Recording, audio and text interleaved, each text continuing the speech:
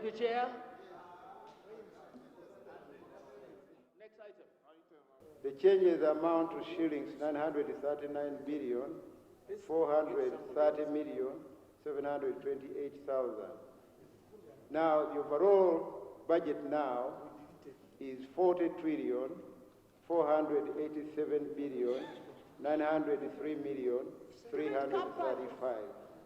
Right, Honorable Speaker, but majority members of this House are also coming from the arts-related subjects, and they are wonderful Ugandans, and they are product of those arts teachers, and therefore they need also to enjoy and live peacefully, and therefore this discrimination will not endanger professionalism in all sectors.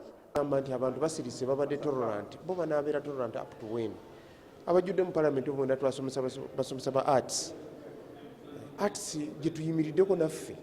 What do you call arts even what do you call science? So n'omusomesa wa science naye asomesebwa arts nowa arts asomesebwa science, tewali nnyo njawulo y'amaanyi. Ekintu ky'okugamba nti simanyi bongerako abasomesa abamu aba science bokka ssente nibaleka abasomesa arts, nze sikkirizaganya nakyo kuba abasomesa bonna bagenda mu butale obufaanana, bonna abaana baabwe basoma, bonna ebintu bye bagula mu maduuka.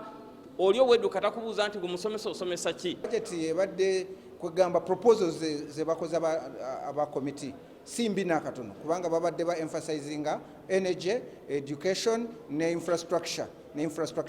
Akabuzeemu katono ke ka health service delivery ne bigenderako.